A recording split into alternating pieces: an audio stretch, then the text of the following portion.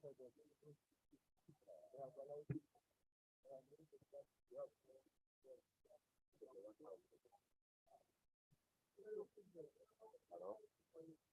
Doctor, how is our, you really want to see that smell the top? No, it's full of, I mean, yeah, how is operating the apple? It's my rant waiting. What rant? I want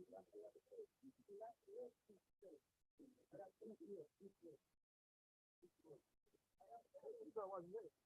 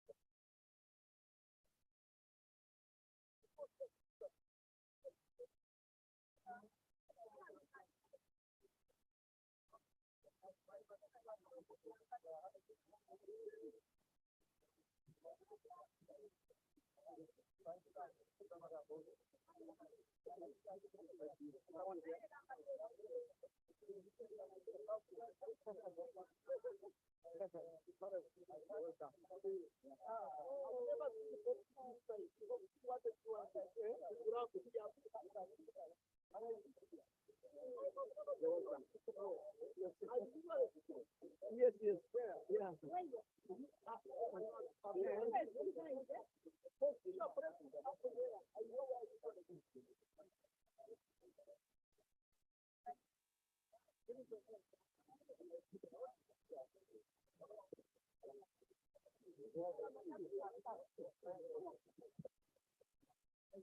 Honorable members, Madam Speaker.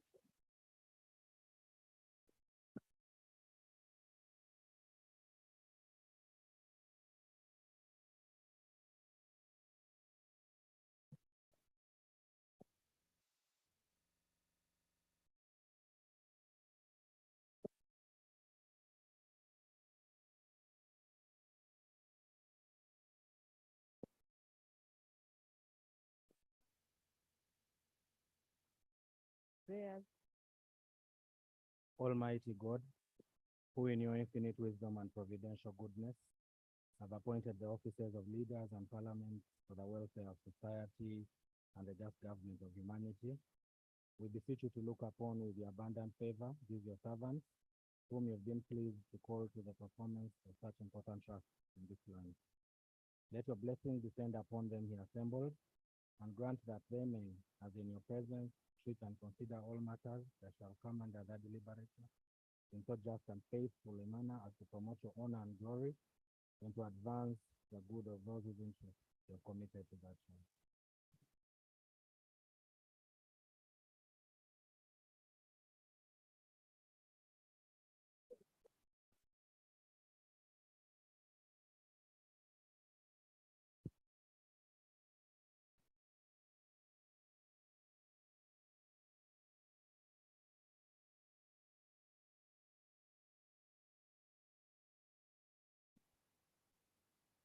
Item number 2, communication from the chair.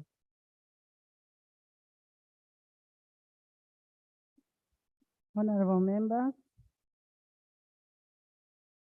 I want to welcome you back from a 1-month recess.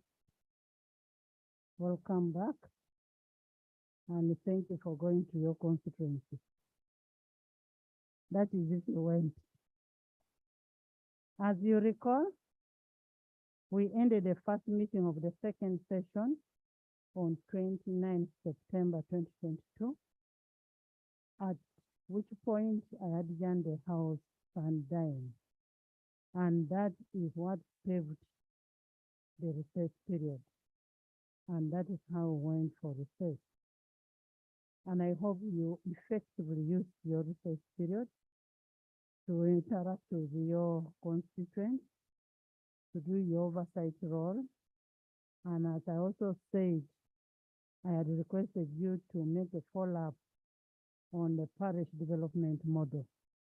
And at an ample time, I will allot you time and you will report to this house on your findings of what you found out about the parish development model and how we should correct or improve better on your findings. The recess period coincided with the outbreak of Ebola virus in some areas of Kansanda, Mubende. In the interest of safety and well-being of members, in exercise of responsible leadership, I did write to the Minister of Health, asking the Minister to guide us on how we should behave and how the house should resume because of the outbreak of Ebola. The Minister guided on the need for strict observance for the following SOPs. 1, temperature monitoring of all persons entering to Parliament. And I think that has started. They are doing it. 2, consistent and regular hand washing and sanitizing. 3, restriction of physical presence of members in the chambers, and we agreed to limit the number of members back to 100 members of Parliament in the House so that we are able to keep a social distance. Those who exhibit symptoms similar to that of Ebola should be responsible enough not to come to the house. And I know my members are very responsible. Restrictions of visitors to the premise of Parliament. Unwanted visitors, unless if you're coming to the committee. But even when you're coming as a witness to the committee, you should be subjected to checking temperature and all those things of hand washing. And then wearing masks at all times. I get surprised when I have members who do not have masks in the house. A clerk, can I have, I left a box of masks there.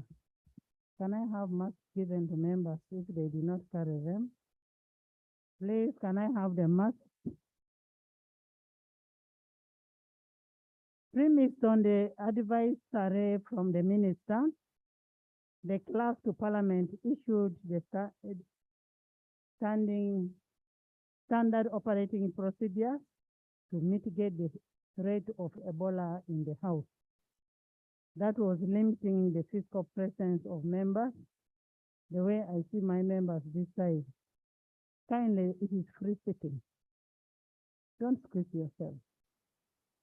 The whips have been notified on how many people they should be calling to the house. And then the utilization of the virtual platform. IT, we need the virtual platform to be on, that we shall be able to have debates online. So from today, we can do that. And then the hand washing and sanitizing all the time. Restriction of the visitors coming. If you have your visitors, kindly tell them to wait for you in the constituency.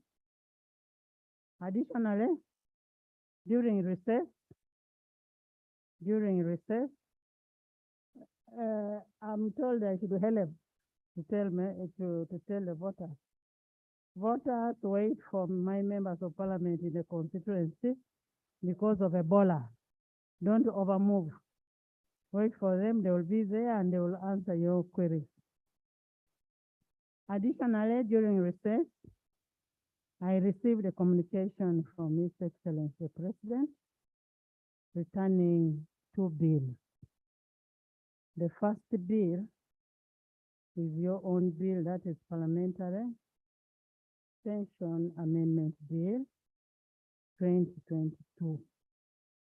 And then the second one is the Public Health Amendment Bill 2022. Pursuant to Rule 143 of the Rules of Procedure, I am obliged to read the letter that has sent back the bill, explaining why the bill has been returned. The first bill, the letter is dated 13th October 2022, and is addressed to none other than Anita Mong, the Speaker to Parliament, and the reference is Parliamentary Pension Amendment Bill 2022. The above matter refers, I have received the Parliamentary Pension Amendment Bill 2022 for my assent. However, I have been advised by the Minister of Finance, Planning and Economic Development that the bill which was presented to them for assessment of its financial implications did not include the amendment of increase of the contribution to the government fund from 30 to 40%. The bill that has been presented to me for assent provides for that increment. I have also been informed that the appropriate quantum for contribution can only be determined by actualization valuation of parliamentary pension scheme. In view of the above, I am returning the bill to Parliament for reconsideration as per Article 91(3)(b) of the Constitution and signed by the President, Yoweri Kaguta Museveni. This is one returned bill.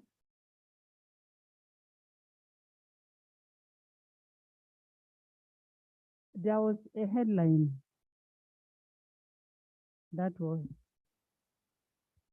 in newspapers, in Monitor, saying that Parliament secretly increases its salary by 40%. Monitor, if you have nothing to write, don't write about this Parliament. Don't write about don't write about what you don't know. That was an opaque reporting. You cannot report on what you don't know. Pension is different from salary. Next bill.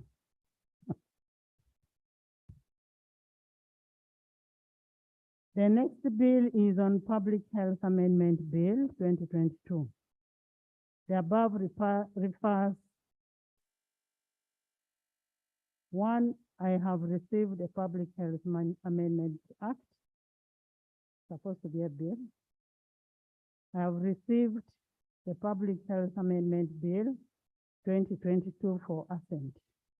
However, I have been advised there are provisions in the bill that need to be reconsidered to enable the law respond better to public health issues as listed below.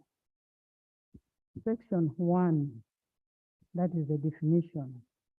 A new definition of vaccination should be inserted immediately after the paragraph QQ as follows. QQA, vaccination, means a process or act of giving someone vaccine. This will ease the interpretation of Part 8 of the Act. 2. Section 14. The word in subsection 1, seeking the permission of the authority or local government, appearing before the word authorizing the destruction of the beddings, etc., should be deleted. The requirement of seeking permission of the authority or local government to destroy infected bedding or article is erroneous. During an outbreak of an infectious disease, such as Ebola, any delay to destroy the articles or clothing aggravates to the spread of the disease. In any case, under the guidelines of the ministry, the destroyed infected items are compensated by giving a person a compassionate kit, which comprises, among others, a mattress, bed sheets, utensils, and any other related commonly used personal items. Section 14, subclause B and C should be deleted. The amendment of subsection 1 renders the above clause redundant. 3.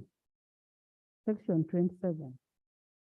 Under subsection 2, the words minister responsible for agriculture should be replaced by the word minister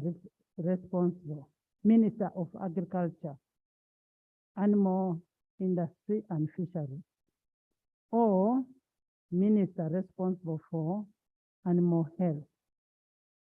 Since rules made under this provision will relate to the disease originating from animals, it is logical that animal health is mentioned as opposed to simply agriculture. 4. Section 37. The word appointed in paragraph A should be substituted with the word assigned, since the Director General Health Services does not have the legal authority to appoint staff. 5. Section 38. The word immunization used in a head note should be substituted with the word vaccination. In medical terms, the word vaccination is not entirely synonymous with immunization, as the two processes may lead to entirely different outcomes. Vaccination, on the other hand, describes the act of receiving vaccine. Immunization, on the other hand, describes the process of becoming immune through vaccination. B. Subsection 1 should be substituted to read as follows. 1. Subject to subsection 2, a parent of a child resident in Uganda shall ensure that a child is immunized free from any charge against immunizable diseases appropriate to the age, and schedule as may be declared as such as the minister. The statutory instrument, the recommendation vaccines against such diseases may be administered even beyond the 12 months after the birth. 3. Word immunization cards used in subsection 3, 4, and 5 should be substituted with the word vaccination card. D. The word immunized in section 4 should be substituted with the word vaccinated. Section 45, the word immunization card in subsection 1 and 2 and 3 should be substituted with the word vaccination card. In accordance with Article 91(3)(b) of the Constitution of the Republic of Uganda, I hereby return the bill to Parliament for reconsideration on the clauses that I have mentioned above, signed by His Excellency the President of Republic of Uganda. Pursuant to Rule 143 of the Rules of Procedure, I have already read the letter that returned the bill, and during recess, in line with Rule 7(3) of the Rules of Procedure, I administratively referred these bills to the committees. The Committee of Legal and Parliamentary is where I referred the Parliamentary Pension and Amendment Bill, and then Committee of Health is where I referred the Bill of Public Health Amendment Bill 2022. I now take the opportunity to formally refer this bill through the House to the respective committees and return the bills as soon as possible to the House. And because I know they have finished their work, we shall first start with the pension tomorrow. I know that is your bill. You'd want to have it faster. So we shall have the bill tomorrow, second Wednesday. Honorable members, last night we received information on the attack of the police personnel at Busika Police Post in Luero District by unknown people. And that was very, very unfortunate. And even after the attack, the response to that place was slow. And putting in mind that the president removed the roadblocks. In his address, he removed the roadblocks. The roadblocks are no longer there. But you find that the response was slow because we don't have enough patrol vehicles. This House must decide that we need patrol vehicles to be able to support police. We are not going to continue lamenting day in, day out that why didn't the police rush there very fast? It's because we don't have patrol vehicles. The money that was budgeted for the patrol vehicles has not been released. So it is unfortunate that happened, and we need to get a solution. And as you observe, such attacks have been of recent in several areas. It happened in Michana. It happened in Kivoga district. We need to get a solution to it. Security is a precondition for a meaningful socio-economic activity.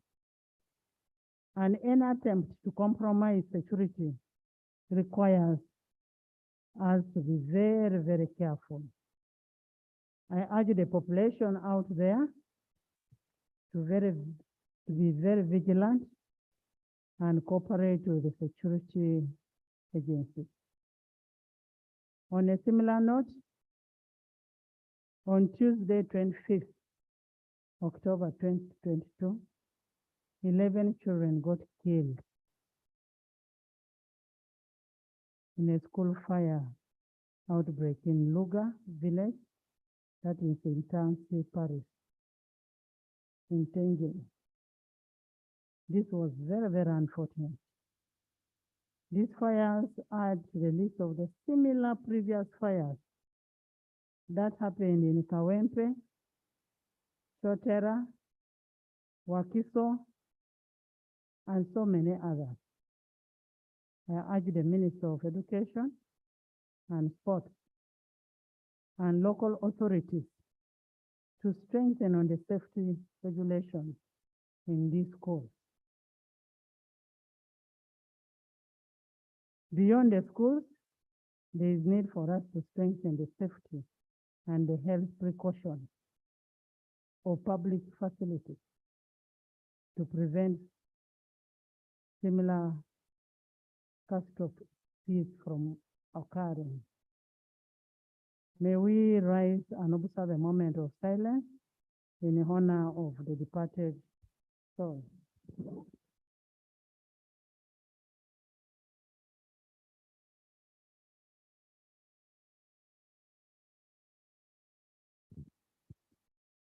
May their souls rest in eternal peace.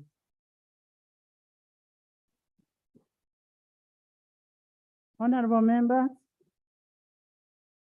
as I said before, that Monta was writing what was not correct. I've noted the incorrect and misleading reporting by the media. At times I ask myself, why do you come and you're all over there? Because I expect you to report what you hear and what you see. Now that you even have a new leadership, can we ask you to write what is correct, not what you think? As Parliament of Uganda, we have never increased our salary. Don't cause a collusion course between Parliament and the public. For us, we are here to work for the public. We are not complaining of our little salary, and we are here ready to work for the people. So write what is correct. Don't write what you think you want to write. And I really thank the President for assenting to the Computer Misuse Act.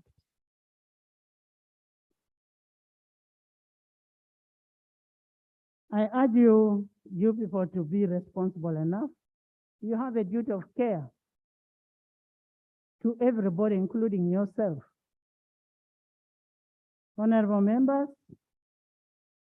as we resume this session, we are going to resume. We request government to ensure that we do our work by providing us with a bill, giving us work, and maybe we are running faster than what the government is used to.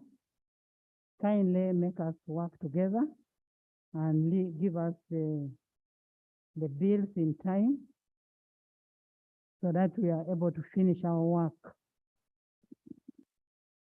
Members, once more, I want to thank you for attending the House and welcome you back. And kindly keep yourself safe from Ebola. Ebola is terrible. Keep yourself safe. Thank you. Yes, Solo, Mehdi. Thank you, Right Honorable Speaker. Right Honorable Speaker, I also take the opportunity to welcome back all of us from the long recess. Right Honorable Speaker, I rise to react on your communication concerning the police, the Uganda Police Force of Uganda, and what the Uganda Police is always going through and the challenges they are facing. Most of the time, we as leaders blame the Uganda Police. But Right Honorable Speaker, what I want to tell this Parliament today is that even when we come here to Parliament and appropriate a budget and allocate it to police, this is never fulfilled. The budget ends in paper and you find the police remains stuck and they cannot complain So you find the issues of the patrol vehicles that you're talking about, the issues of supporting Uganda police with the houses. You remember we talked about it here, right, Honorable Speaker. These end in paper budget. After going to Minister of Finance, they will not receive the funds. So the police remain stuck and completely stranded in performing their mandate of keeping law and order. So I don't know, right, Honorable Speaker, but we need to strongly come out and support the police and ring fence their budget so that they can perform their duty effectively as per the Constitution of the Republic of Uganda. We ring fence the budget of police and army, all the security organs. And really finance, if you're to release money, why wouldn't you release for security organs first? Because these are people who keep your lives.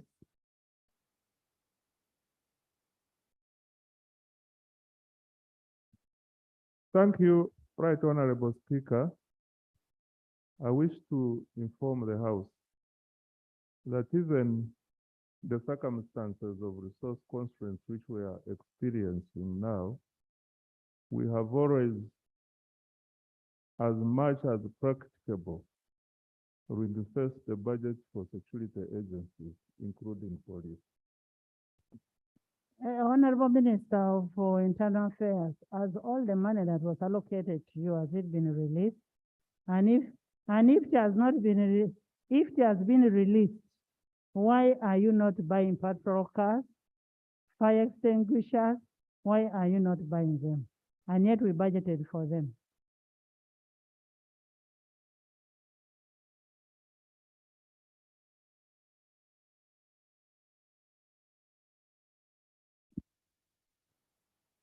Right Honorable Speaker, honorable members, I've been put in a tricky situation. The money was allocated by this House and appropriated, but you remember the first quarter across government, we suffered shortfalls, and that can be better explained by my colleague, but I wouldn't want us to trade accusations. I think the money will be got. Honorable members, what the minister said, much as there was an allocation by this House, there was no release. And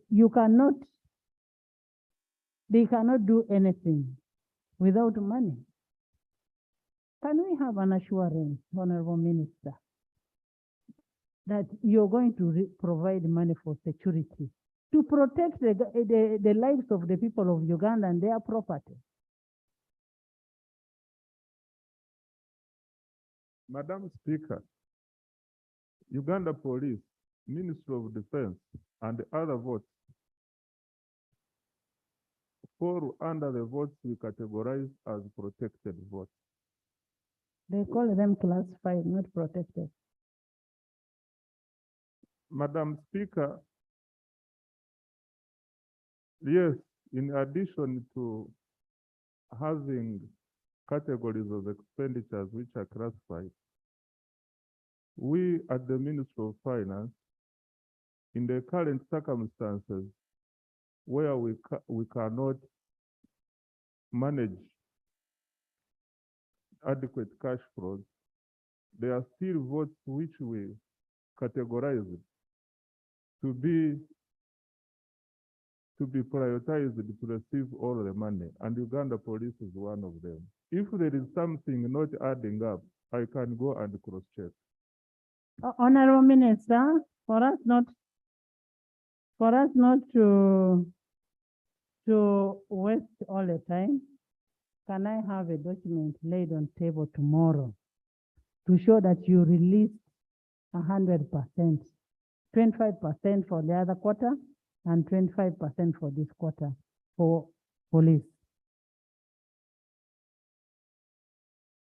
Much obliged, Madam Speaker. So we'll get a report tomorrow on the release that has been given to police. Remember, we talked about police houses, the patrol cars. Yes,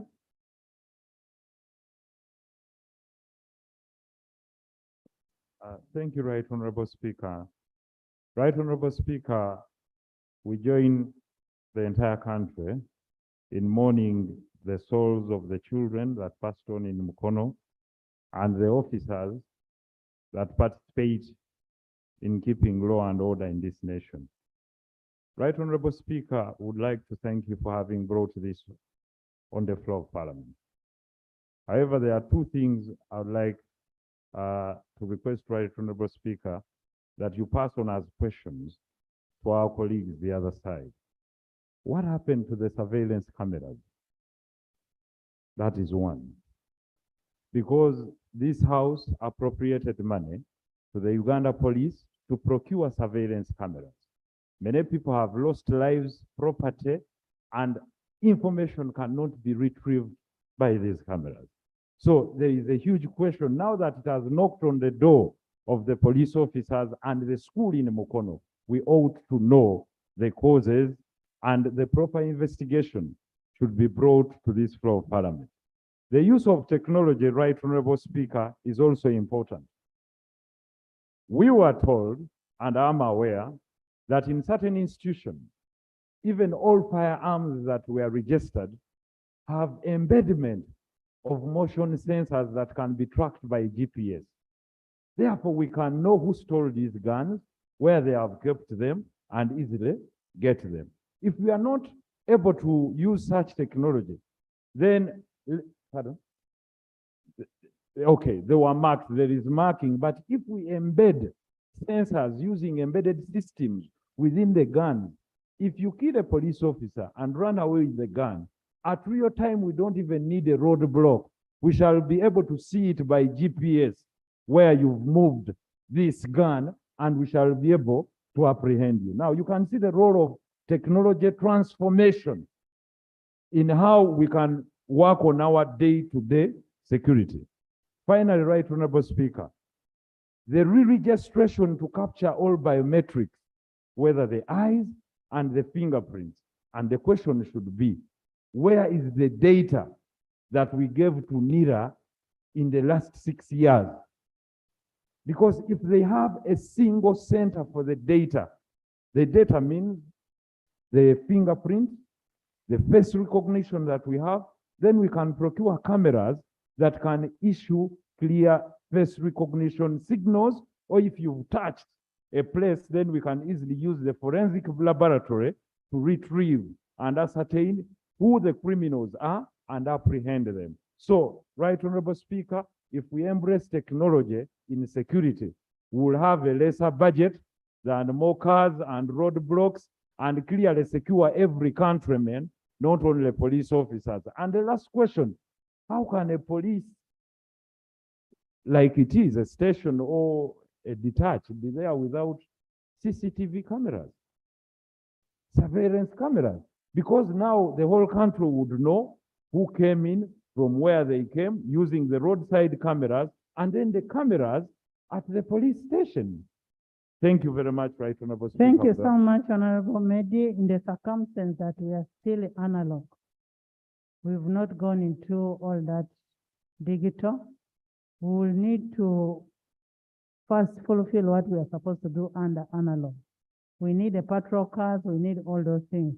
And then the Minister of Health, of Internal Affairs, we need a report from you on what happened, what actions you're taking, what preventive measures that you're putting in place for such kind of things not to happen again, as we wait for a report from Finance.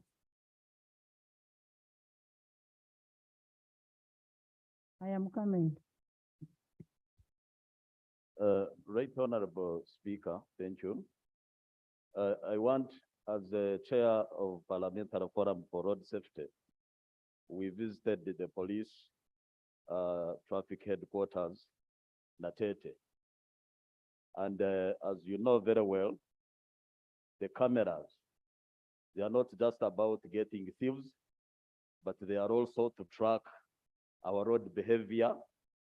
And as you can see, every day we are having increased accidents on our roads. It means there is something which is not being done right. And one of the observation was they need more equipment. They need more equipment to enable them to track the bad drivers on the roads. So in that report, my prayer, Madam Speaker, is to see that they also give us comprehensive information on what we passed here in the Parliament, because we pushed for the funding of road safety, but also to see that the resources to enable these police officers monitor the road usages is enhanced. So I would really pray, Madam Speaker, that that is added. Thank you. Honorable Minister, give us a story about the surveillance cameras. What happened? We approved the money in this house in the 10th Parliament. No, don't give us now. We want it documented. How many were bought? How many were bought? Where are they located? How much was spent? Who were the suppliers? So that we know that it was done.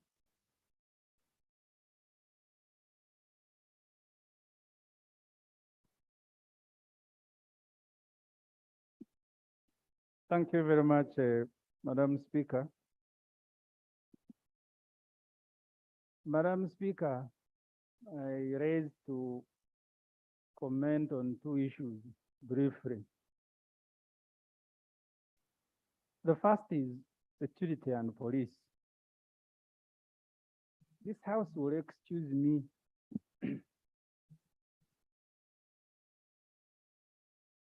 Because the money that was released before I demand that more is released, is it utilized properly? We have had a case here of UPDF importing uniforms that are smaller people, Chinese size. You can look at the size of the UPDF representative here.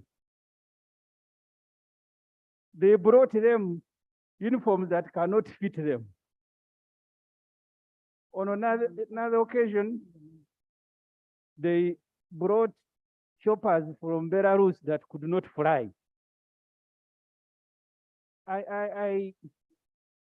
Madam Speaker,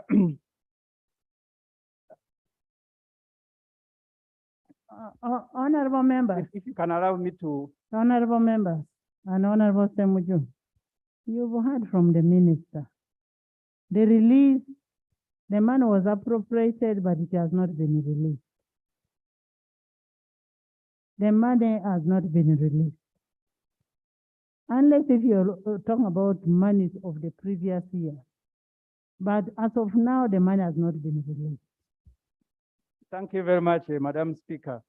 The information, Honorable Semuju was giving important information. The chief of logistics at that time was the Colonel Kiza Besigye, who procured those uniforms, which are small like Chinese. I hope the Honorable Serwan, maybe because you are younger than me, because if you knew, the commander-in-chief remains the same. And at that time, he was actually the Minister for Defense. By the way, commander-in-chief does not do patches. No, Madam Speaker, a committee of parliament here chaired by Colonel Chris Mudola, it is on record of parliament, accused that commander-in-chief of participating in small purchases, including of 2 pickups.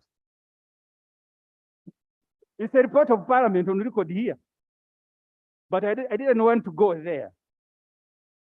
Can you So the conclude? point I make, Madam Speaker, I am one of those who want police and security given money. But I am reluctant to commend that more money should be accessed until the utilization. But the second point, Madam, the rate at which bills are returned to Parliament. Government ministers, including the principal legal advisor, the Attorney General, members of Parliament, we process these bills together. Is there anything that they don't tell us and then they go behind our backs and tell the president? Because bills after one another, they are being returned. The traffic now, So can the ministers tell us here whether when we are processing these bills are absent-minded, such that they wake up to know that there may be something, and then they go to mobilize the president to return bills. So can we know, Madam Speaker? Thank you so much, Honorable Semuju. You know, the problem is it is only people who did figures who know a difference between appropriation and what is being released.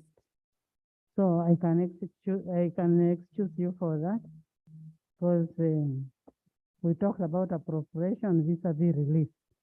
So the money was not released. Then two, the issue of bills that are returned. There is a tendency, and I want us to pick a leaf from this, especially on this parliamentary pension amendment bill. When we reintroduce an item on the floor, there is already a ruling to that effect. The ruling was that you cannot reintroduce an item on the floor and you expect it to be passed. It should have gone through the whole committee. The 30 to 40% was reintroduced on this floor. And that is how it has been rejected. And we must, this is going to help us in the subsequent bill. It was reintroduced here. Leader of opposition. Members, we are still on communication. You will talk on the next one. You're going to talk. I'm going to give you. Thank you, Right Honorable Speaker. Allow me to welcome honorable members from the long recess. Right Honorable Speaker, when you made reference to members visiting with their constituents to check on them and the performance of the PDM, you should have observed the demeanor of members responding to your message. And it's understandable, Right Honorable Speaker, because these honorable members here, you see, are really suffering. For the first time, the job of being a member of parliament is now a burden than a service, because as a leader in this building, I see so many members from different constituencies, different parties, and their pain is easy to understand. And part of the reason, Right Honorable Speaker, because members of parliament have taken the space of government. Okay. On my desk, I received a request from a honorable colleague asking for my contribution to put street lights in his constituency. Yeah, street lights. Members of parliament are building maternity wards. Members of parliament are buying ambulances. Members of parliament. It is either an admission of the absence of government, or actually members of parliament have abdicated on their duty and taking on other people's duties. And I would like, Right Honorable Speaker, as returned for this session, to invite members of parliament. First of all, I want to assure you members that this country is not poor. We can be temporarily broke on account of cash flow, but we are not a poor country. We are a country where the extent of priorities is obtuse, and therefore you are replacing government. If we can stand together and demand that services are delivered and that the funds we appropriate are utilized properly, you will not suffer in your constituencies. If you cover up for government, please expect to suffer on behalf of your government. If we stand together and we demand that the money we appropriate is utilized properly, you will enjoy your job and you'll not run away from your constituents like you've been doing. So I'd like to ask members to have the confidence to demand that government delivers. If you choose to suffer, if you elect to suffer on behalf of your party, please keep silent and die silently. Right, Honorable Speaker, when I saw the order paper, I thought that you probably would amend the order paper because I expect the Prime Minister to be here and deliver a post-recess statement, which is why I postponed mine to Thursday.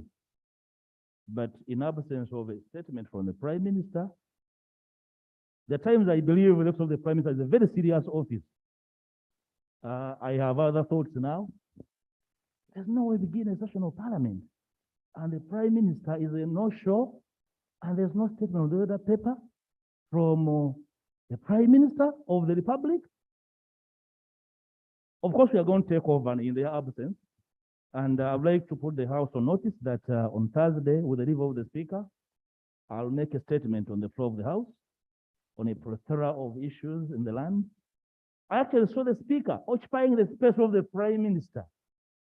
The presiding officer, in observance of a vacuum, took over the role of the Prime Minister. And you can see senior, the Honorable Muruli Mukasa, get to understand what I'm talking about. That a House of Parliament is opening a session, and there's no Prime Minister to make account of the happenings in the land. You know, Honorable Speaker, I thank you for taking over the role of the Prime Minister in observance of a vacuum, and you communicated the issues in the country. And the issues you have talked about, I can feel your pain as the leader of the House.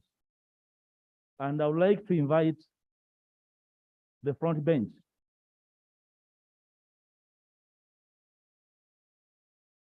Let me allow him high information being a senior member of the House.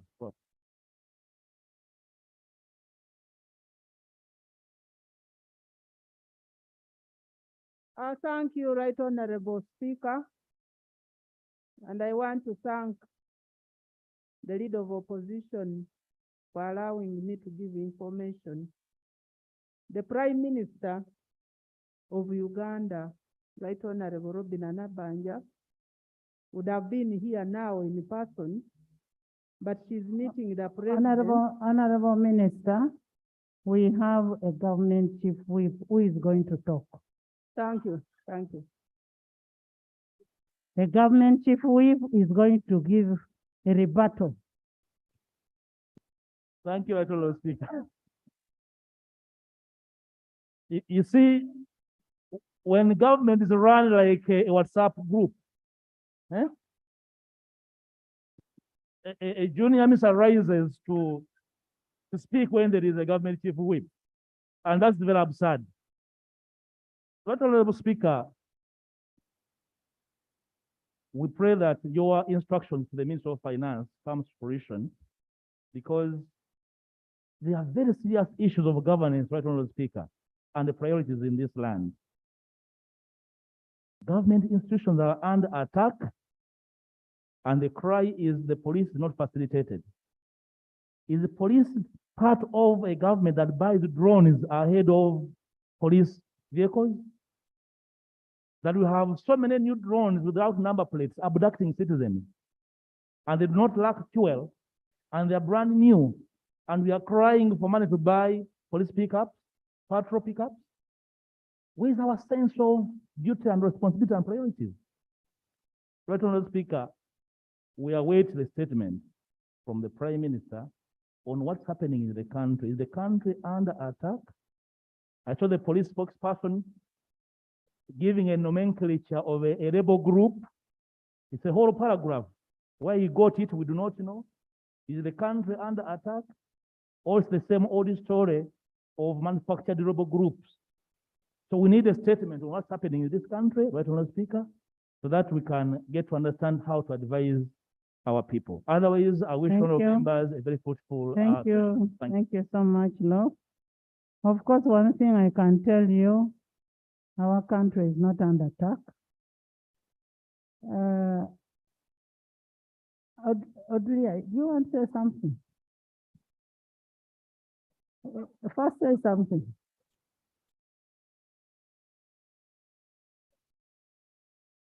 Thank you, Right Honorable Speaker. Right Honorable Speaker, I want to thank you for this opportunity. Honorable members, why I'm asking my son, Leon, whether they want to say something. He has been a very remorseful boy. He came and apologized before me, and I hope he's going to offer the same before you. And he's now a free person. And he's a Mugole. Thank you very much, Right Honorable Speaker, for the opportunity. Right Honorable Speaker, I stand here to echo my voice in support of the statement that has just been stated by our leader of opposition. Right Honorable Speaker, it is very unfortunate that we are not having the Prime Minister in the House, who has 3 deputies. And none of the deputies is present. Why? We have a lot of touching issues. We have resolutions by cabinet that were brought to this house in your absentia. I remember that time the house was chaired by your deputy. And after that, there's been a response from cabinet resolution concerning the farmers in this region. A specific region has been considered in relation to supply of materials to our farmers in this country. Honorable Speaker, I demand, through your office, I kindly request a statement from the Prime Minister concerning the farmers in northern Uganda and West Nile region. Why have they not been considered? And yet there was a state resolution by the president. Adria, what do you have to say about police? Thank you so much. Concerning the police are meant to keep law and order. And some of us, we have the background of growing as warriors who are now leaders.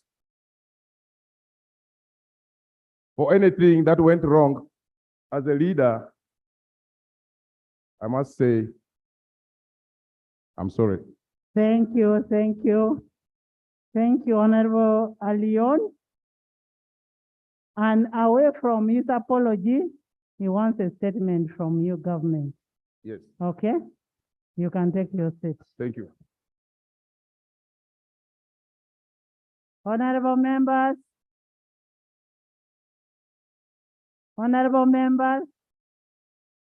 back to what leader of opposition was saying, at least as far as I know, we still have government. We still have government, and we are not under attack. Now, the leader, honorable members, bear with me. We have very important items. If you've not spoken, you will speak in the next item. And I know you all have the brain to fix yourself in the next item.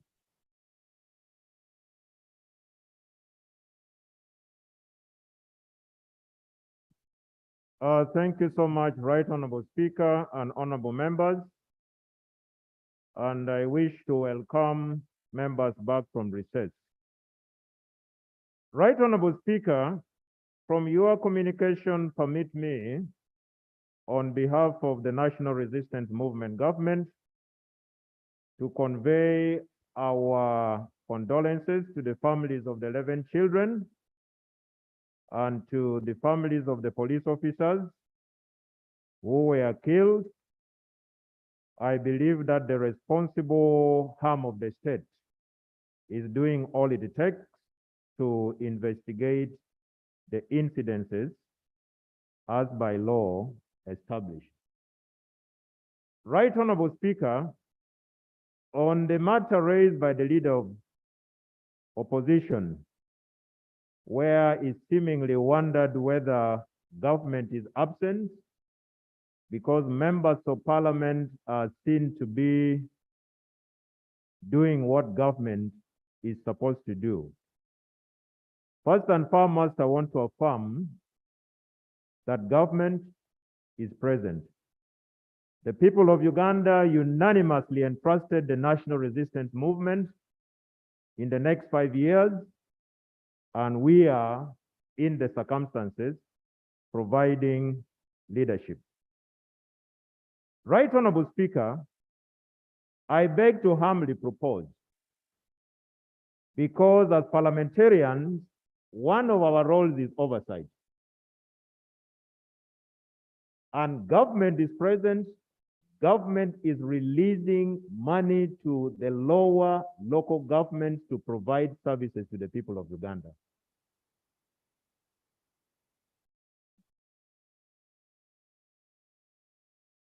Right Honorable Speaker, however little it may appear, you are all aware that the country runs a cash budget. You are all aware that the country is just recovering from COVID-19 pandemic. You are aware that we even have another pandemic of Ebola. If as members of parliament, we could accept in our oversight role to go and sit with our respective local governments to see where these funds, however little or small it may be, where it has been put into utilization, I believe we would have helped the government in the fight against corruption. This is my humble suggestion and appeal that as members of parliament, let us take it upon ourselves.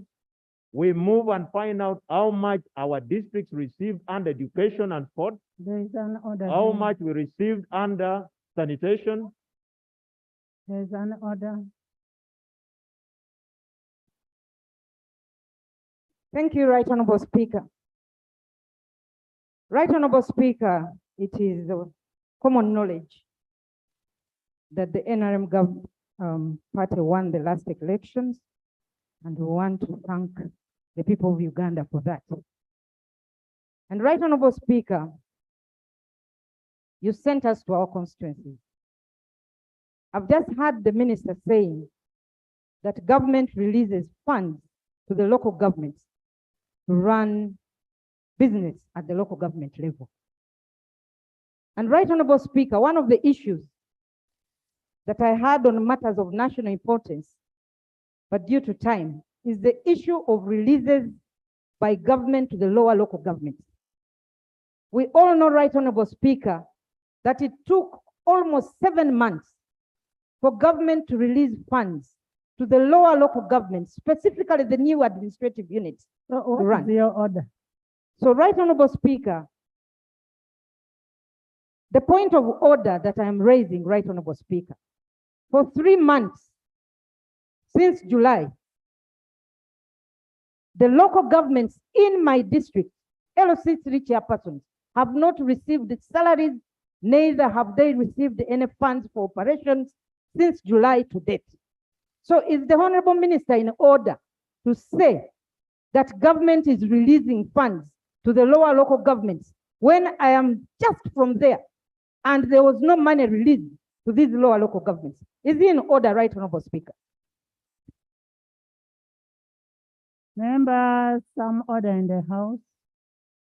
It is a known fact that some local governments have not received the money, and that can only be answered by the Minister of Finance. The government chief whip may not be privy to that information.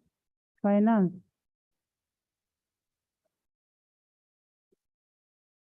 Thank you, Right Honorable Speaker. Right Honorable Speaker, it is true in the first quarter of this financial year, we did not release all the monies as per appropriated to MDL. However, Madam Speaker, I wish to inform the House that under the item of wage, 100% was released. We have got information and complaints that some entities have not paid wage 100%. The reason for this is that we have done a system migration from IFMIS 2 to IFMIS 3. We have upgraded our IFMIS system. What this has brought is that some of the accounting officers and the users are still yet to be conversant with it, and the system itself still experiences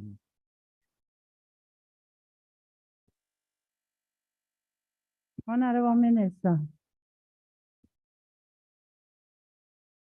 when you're rolling out a new system, there's a testing process. And when you're rolling out a system, you don't do it in wholesome. You do it in phases. Now, when you use a system now as an excuse for not giving local government money, I mean, that is not fair for us. If we don't have money, let's say we don't have money. Madam Speaker,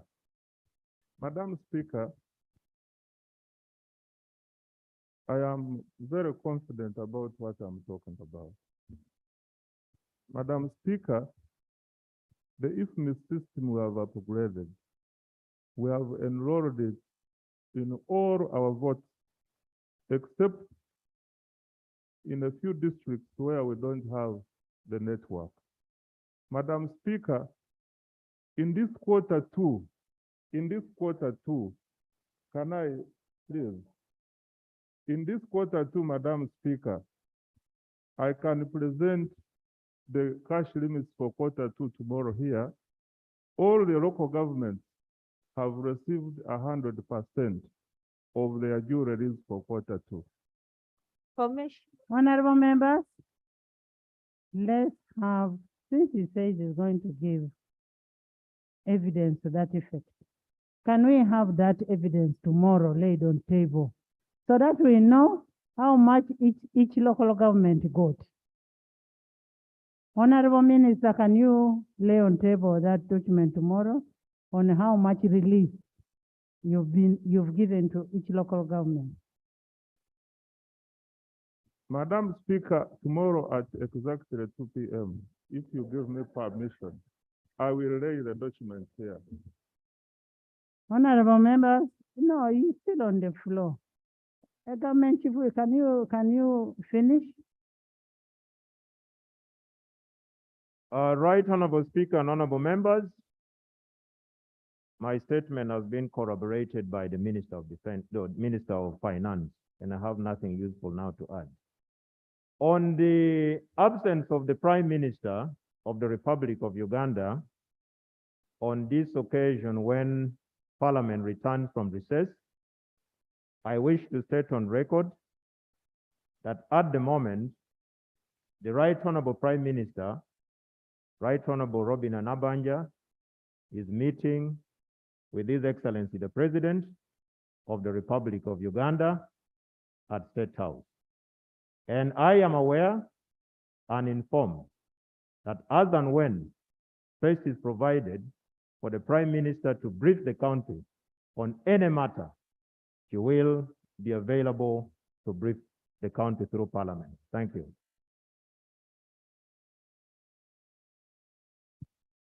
Honorable Government Chief Whip, I know why this is being raised, but it's out of courtesy for your office to notify a presiding officer that today the Prime Minister will not be there, so and so will be standing in for the Prime Minister, so that I'm able to defend.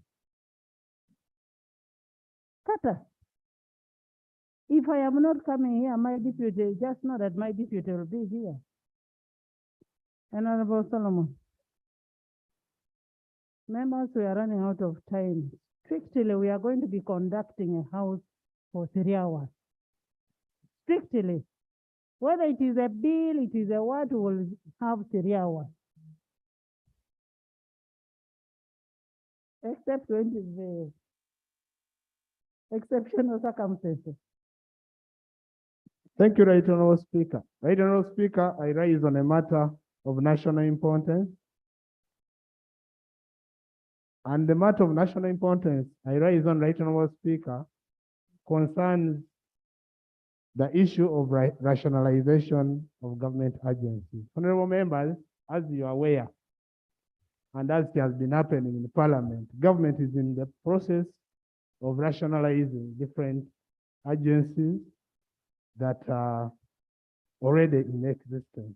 However, Right Honorable Speaker, it came to my notice that certain individuals are misusing this window and taking over the roles of Parliament to do what they are not supposed to do. And a case in point, Right Honorable Speaker, concerns NITA-U, and this is under vote 126, Right Honorable Speaker. Right Honorable Speaker, the Permanent Secretary of the Ministry of Information Technology and National Guidance wrote a letter, and I'm going to lay all these letters that I have access to, wrote a letter instructing and stopping this vote and transferring the vote to the Ministry of ICT, Right Honorable Speaker and honorable members. Yet it is only the Parliament of Uganda that should be doing this. Right Honorable Speaker, when the Executive Director of NITA-U sought advice from the Attorney General, the Land Attorney General, Right Honorable Speaker, guided that this was not right. It is only Parliament. And I want to state just one paragraph of what the Right Attorney General said and replied in the letter. By virtue of the power to make laws, the virtue of power to make laws are given exclusively to Parliament of the Republic of Uganda under Article 71, 9 and 2 of the Constitution of the Republic of Uganda.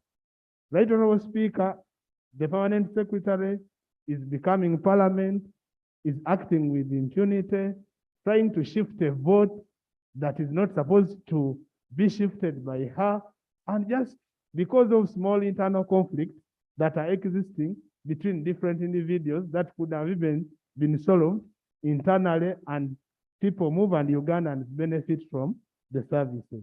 Right Honorable Speaker, my prayers are the minister comes here, Right Honorable Speaker, to inform the House when this is going to be stopped, to ensure that this is stopped immediately.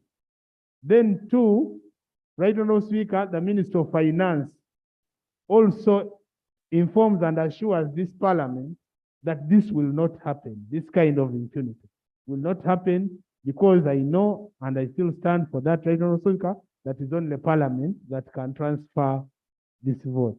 Right Honorable Speaker, those are the two strong prayers that I have under this issue. Thank you. Honorable members. Right Honorable Speaker, I beg to lay the letter from the Permanent Secretary to the letter to the Permanent Secretary to the Treasury, Minister of Finance, Planning and Economic Development, dated 19th October 2022, with the heading Digital Transformation Aggregate Vote Allocation for Financial Year 2023-2024 by the Permanent Secretary, Dr. Amina Zawede, Permanent Secretary, Ministry of Information Technology. I beg to lay. Right Honorable Speaker, I also beg to lay the guidance to the Executive Director of the National Information Technology Authority, Uganda, NITA-U. Request for guidance is headed request for guidance on how to operate amidst the rationalization of government agencies. I beg to lay the guidance by the Attorney General. Thank you. Thank you, Honorable Solomon. Minister, do you have what to say about your ministry? Thank you very much, Right Honorable Speaker. and the honorable member for raising this issue. The issue of rationalization is still being handled by cabinet. And at an appropriate time, when the executive is ready, we shall come to the House to report. And there may be decisions necessary for Parliament to take. I am just seeing this letter for the first time from my permanent secretary, but in all honesty, she's out of order. Yes, she is out of order because she should have discussed it with me, because I sit in the cabinet together with my ministers of state. So we should have guided her that this letter is premature, and therefore the letter will be withdrawn from the ministry, and then we shall proceed. If she had consulted us, we would have given her guidance on how this matter is being handled. So Thank that's what I you. can say. Thank you. Honorable members, the National Information Technology Authority, and that's NITAU, is a creation of this house. And because it is a creation of this house, it was created under the NITAU Act 209. Anything that happens to the NITAU must also be a creation of this house, not a PS. So we expect the minister to take an action on your PS for abusing this house.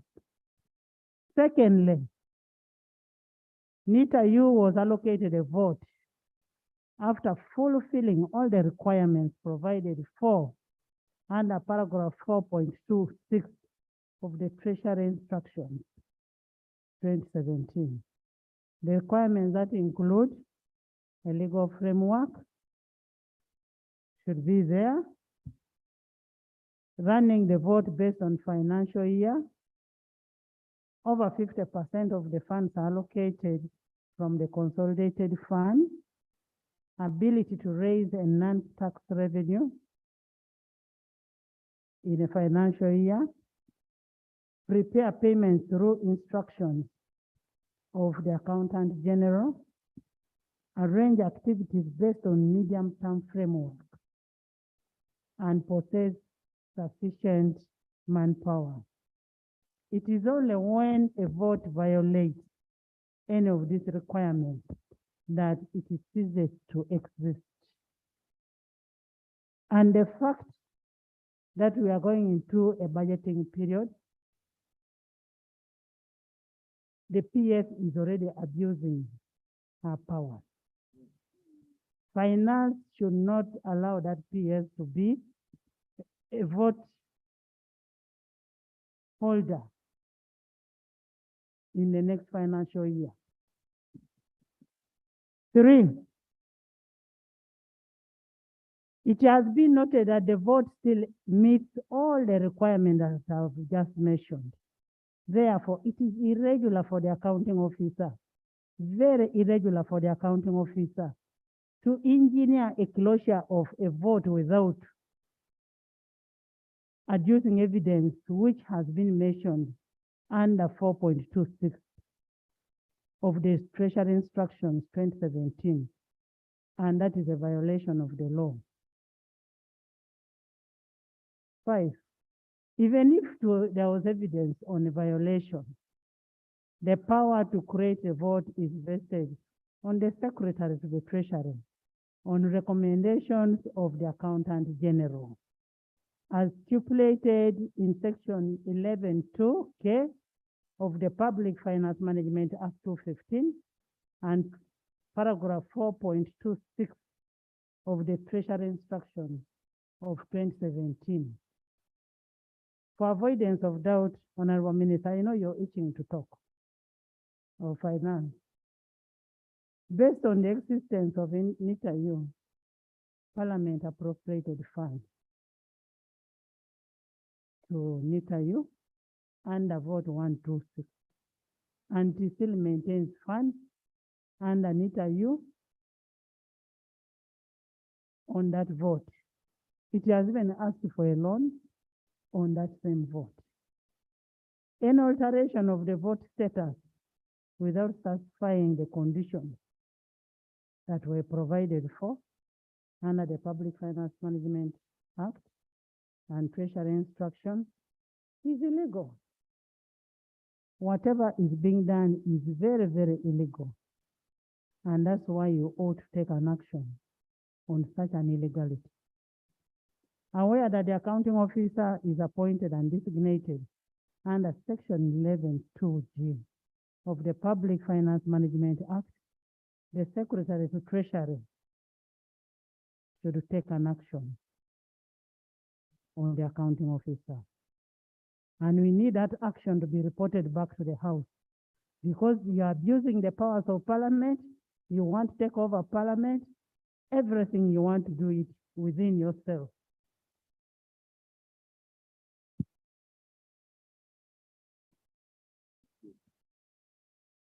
Thank you very much, Right Honorable Speaker. Maybe the background to this briefly is that the Cabinet has been sitting and has taken decisions on a number of agencies with respect to rationalization.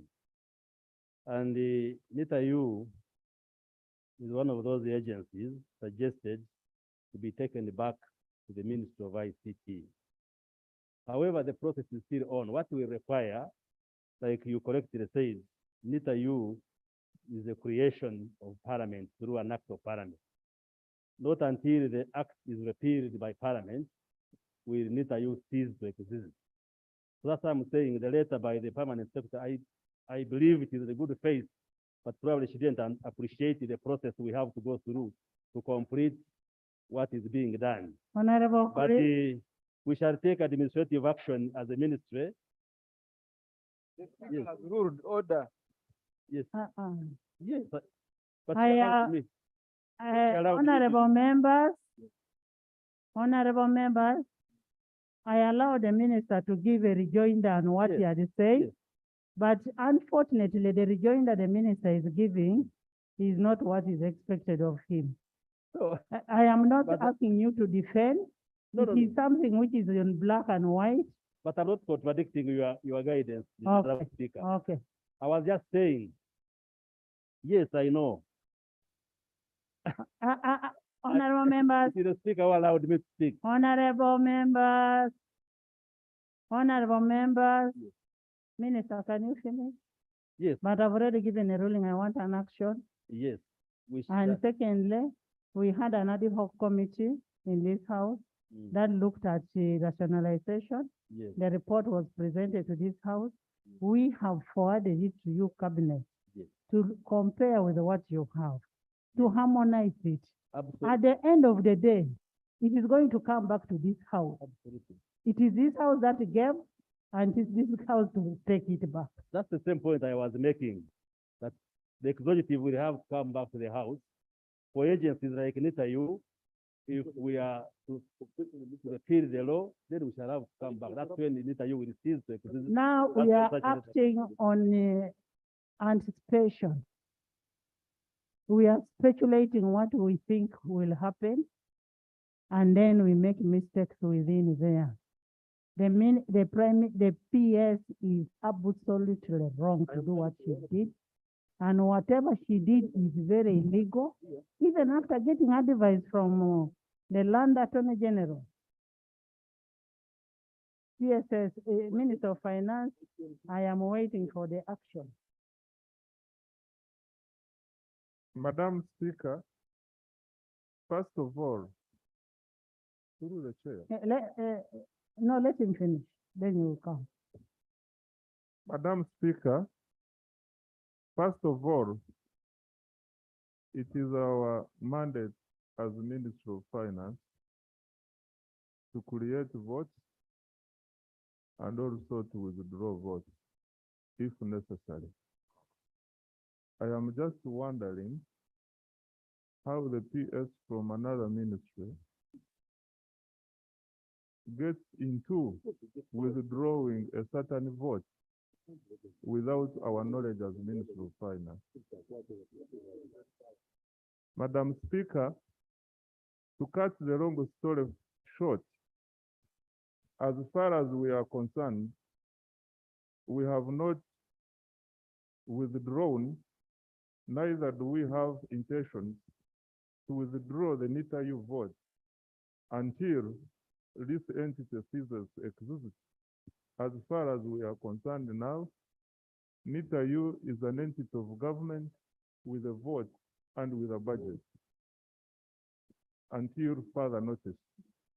Madam Speaker, I want to commit that I am going to ask the permanent secretary and the secretary to the treasury to make a statement in regard to this letter I have just seen written by the TS Minister of ICT.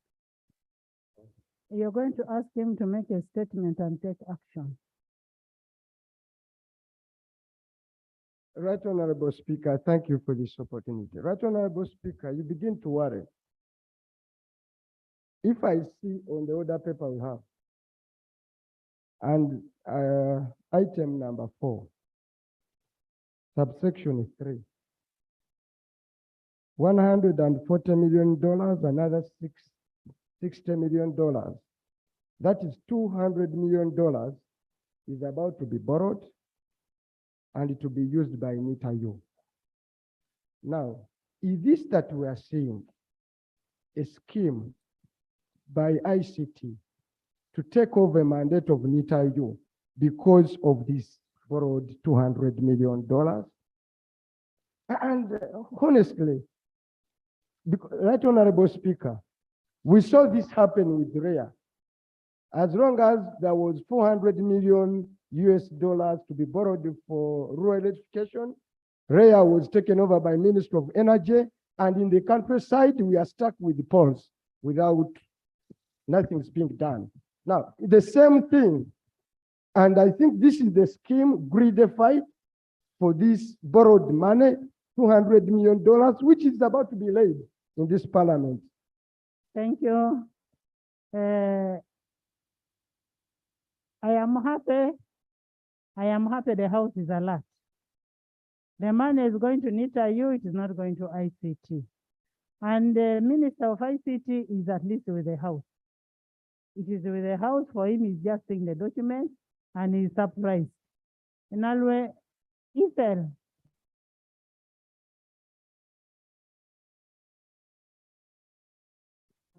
Thank you so much, Right Honorable Speaker. Right Honorable Speaker, I raise on the matter of national importance over a land wrangle between residents of Bulindo in Chira municipality in Wakiso district and Major General retired Eli Kayanja. Right Honorable Speaker, in all this I'll say we have attached evidence in case of further follow-up. But in this matter, Right Honorable Speaker, over 4,000 residents of Bulindo village are affected. And in this case, we are having 226 hectares of land in this village where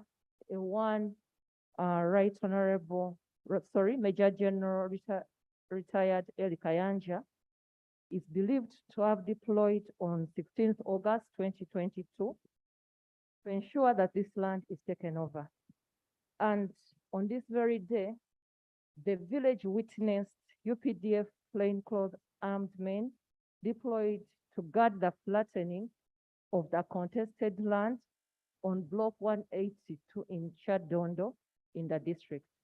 And as per these attachments, evidence of plots 1,562, 1,558, 1,559, plot 78 and 79, among others, of which have titles as per the different individuals who are right there. Right Honorable Speaker, this land has several community projects like the Bulindo Catholic Church is part of it, Bulindo Government Aided School, the Chira Municipality land, which is going to bear the division headquarters of Chira and the proposed technical works, and many others.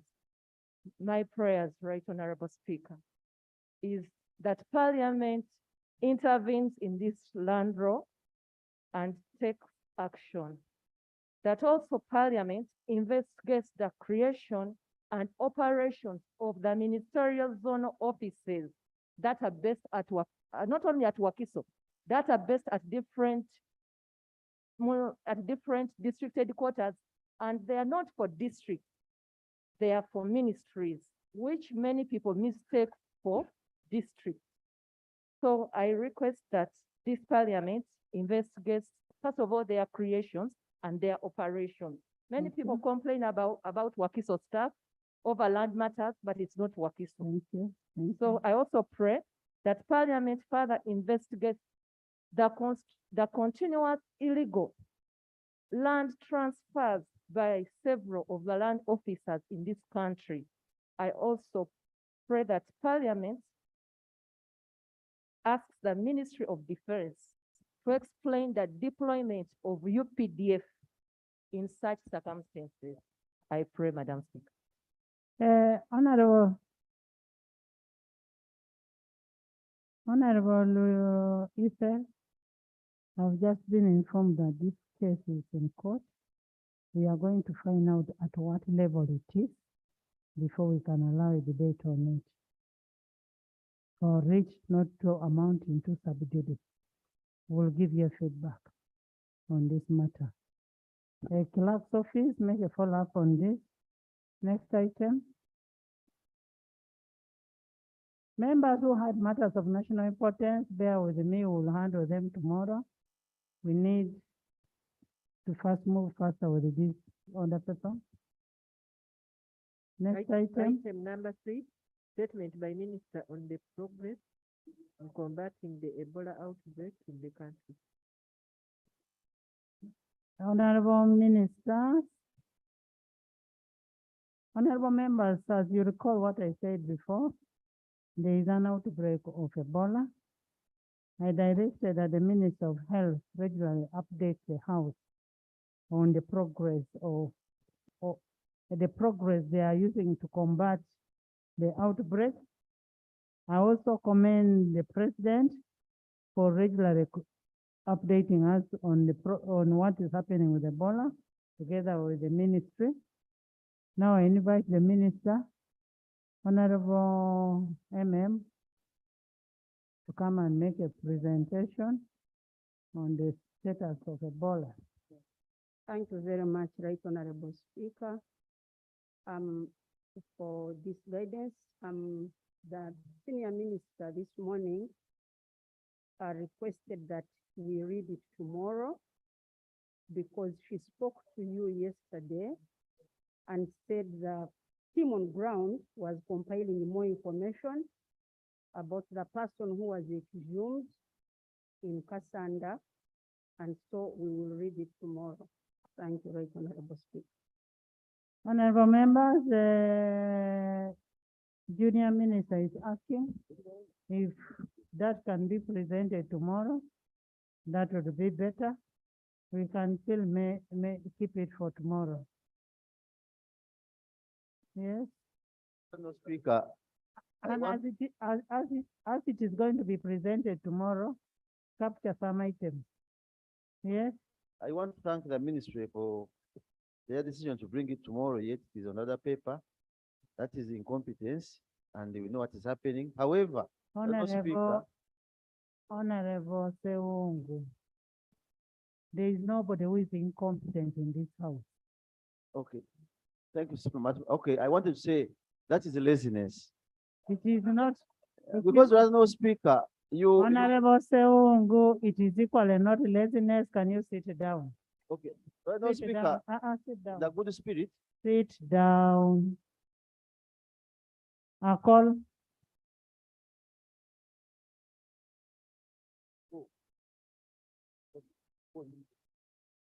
Right Honorable Speaker, thank you for this opportunity. I thank the Minister of Health as they organize themselves to present the issues of Ebola tomorrow. But Right Honorable Speaker, on 28th of this month, the Ministry of Education in consultation with the Minister of Health, released a circular in all the schools and institutions in Uganda, stopping all visitations because of the issue of Ebola. But unfortunately, Right Honorable Speaker, the issue at hand now is that the primary 7, they're sitting for UPE around the 7th of this month. And then those who are in primary school, parents are getting information they're supposed to be picked on Friday and return back to school on Thursday next week. Right Honorable Speaker, if the school has been stopped, that there should be no visitation, but at the same time, these children who are at school are supposed to be picked to go home in different districts and different directions.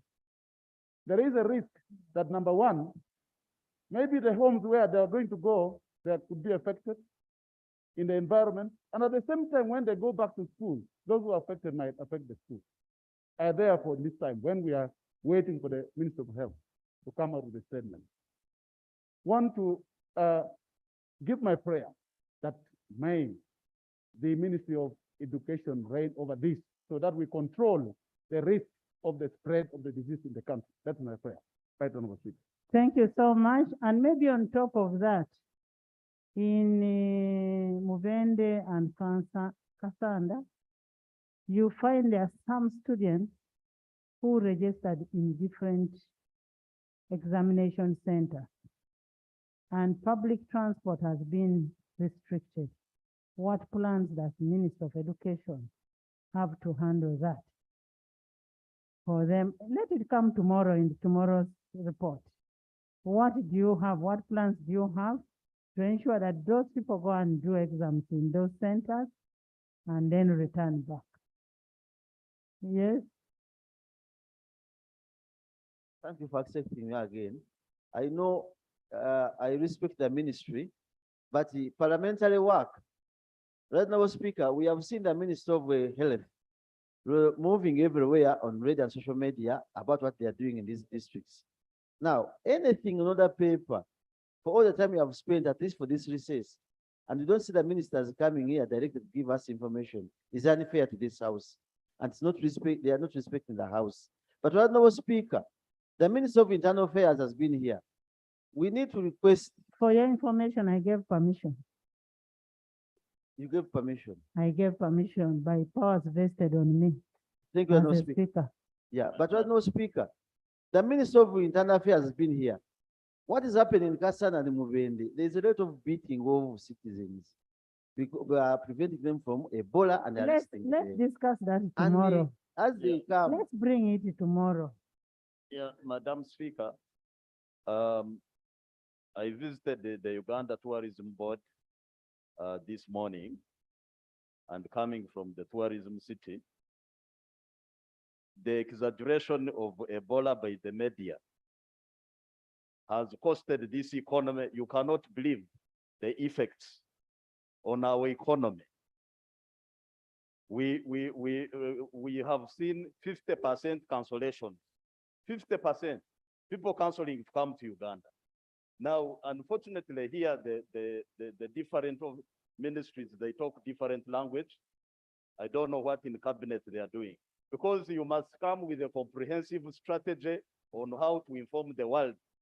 But this business of one ministry coming out, exaggerating a situation, now economically, we are doing very badly. That's why government cannot collect money. You are running bankrupt. And you must learn how to manage information, right, Honorable Speaker? Honorable members, it is not the media misleading. That media is given information by us. So we need to regulate. If we say it is a minister of ICT and guidance to give information, let it be. Not everybody talking. So when you find everybody is talking, information is distorted. Maybe members, as we go to the next item, as we go to the next item, I want to inform the House. I want to inform the House that because of the rampant accidents in the country, we lost one of our daughters, a daughter to one of our ministers, and that is Honorable Mayanja. Our condolence to Honorable Mayanja as a house, and we stand with you at this trying time. May the good Lord rest our soul in eternal peace.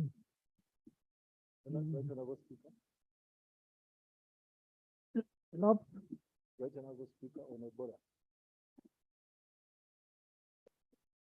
Thank you, Right Honorable Speaker. The clarification I'll be seeking from the minister is after that directive and the circular suspending leavers parties and also banning visitations to school in the bid to nip the spread of the Ebola would be good indeed, and could have strict adherence in boarding schools. But do you think there could be similar observance of strict adherence to the standard operating procedures in the schools that have the scholars, because they mix freely with the populace as they go and come back to school? Asman, Thank you very much, Right Honorable Speaker.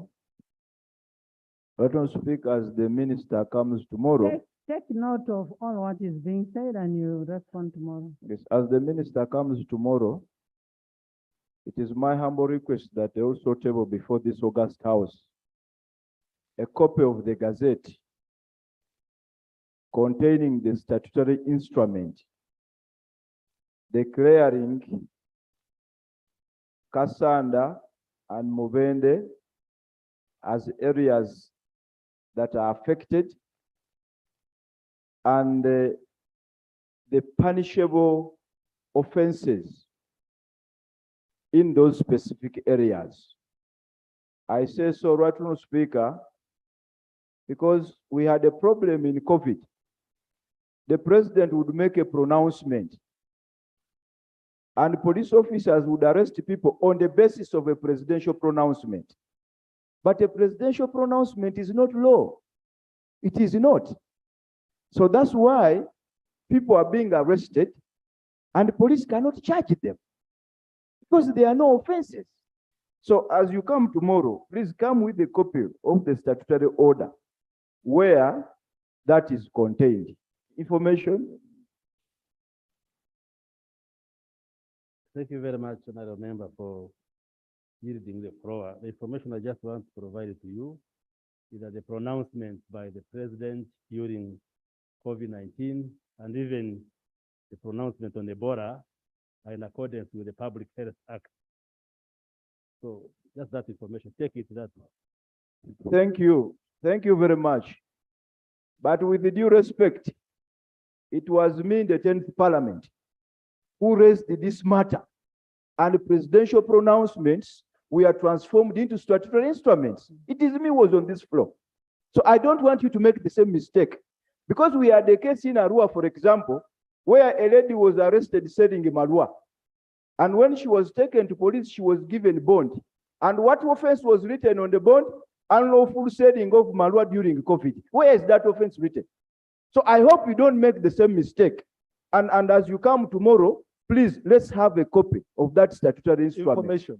Information. Thank you very much. Related to the Right To the Honorable best- Speaker. Members, to the best of my knowledge, there is an SIS, statutory instrument. All what we need is to see it.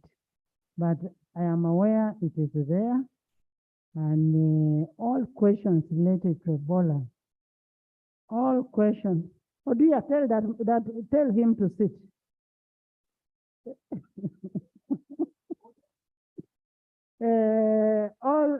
All issues in connection to Ebola, tomorrow I'll give you 1 hour on Ebola.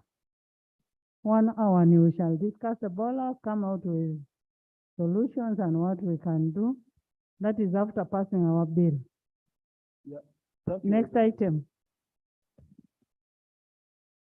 Item number 4, laying of papers. Item 4.1. Honorable Minister of Finance, honorable members,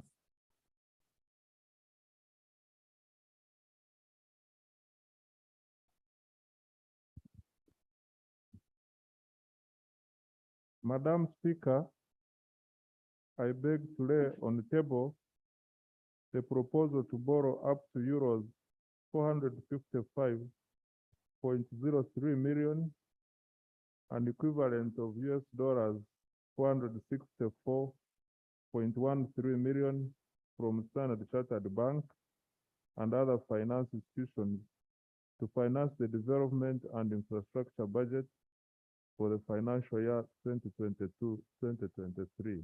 I beg to lay.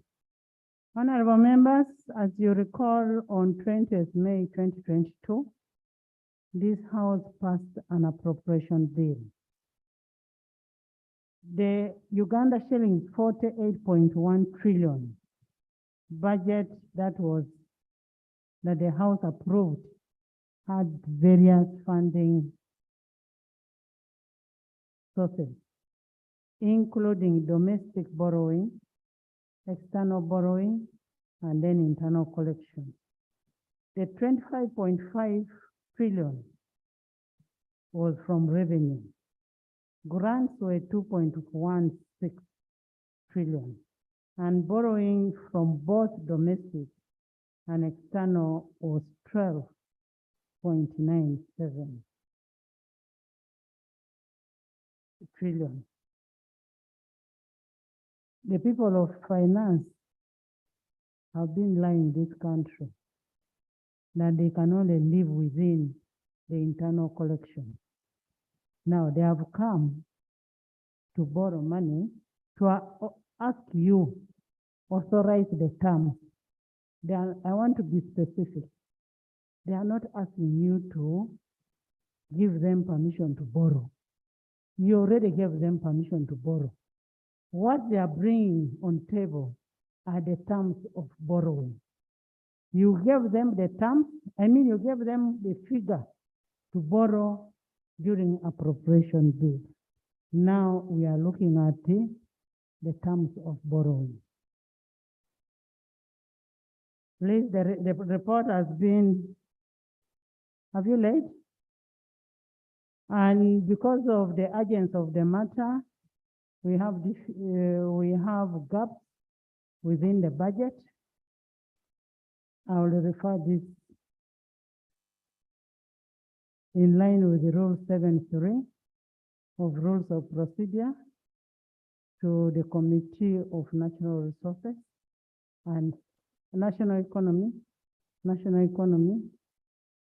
and report back to the House this week. And maybe, as I said before, administratively, I got this loan also during recess. When I got the loan during recess, I forwarded the loan request to the committee. And after forwarding the loan request to the committee, I reported this to the business committee, where the top leadership of this institution sits, including all the chairs and vice chairs and whips of this House. So administratively, I did that. And now formally, I refer it to the Committee of National Economy, and it should be brought back to the House. Next item. And that is under Rule 1552. And I'm suspending Rule 1551. Item 4.2.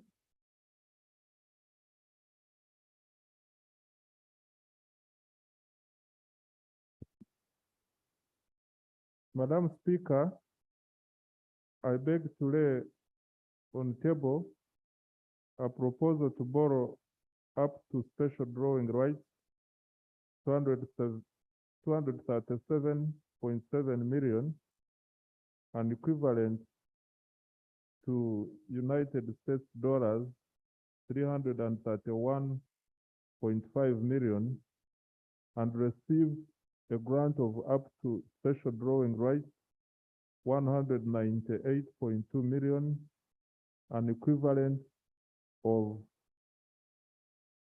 United States dollars 276.5 million from the International Development Association of the World Bank Group to finance the Electricity Access Care Project, EASP. I beg to lay.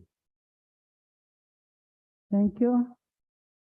Honorable members, I invoke Rule 1551 and therefore refer the loan to the Committee of National Economy to be scrutinized and report back to the House.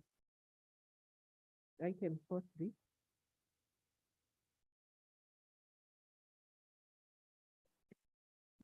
Madam Speaker, I beg to lay a proposal to borrow up special drawing rights 98.8 million, equivalent to US dollars 140 million, and secure a grant financing amounting special drawing rights 42.4 million, an equivalent of $60 million from the International Development Association of the World Bank, finance the Uganda Digital Acceleration Project, UDAP, government network. I beg to lay. Thank you, Minister.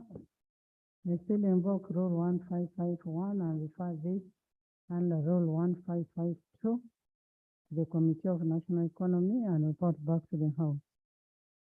And this is the money for NITA-U, not ICT.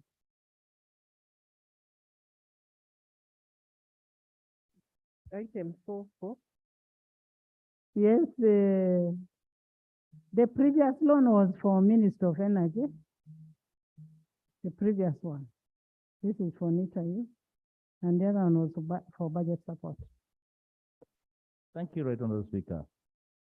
Of course, I'm not trying to preempt the work of the committee, but to draw the attention of the House to the fact that the first two borrowings relate to the country's SDR, and SDR connotes to the reserve.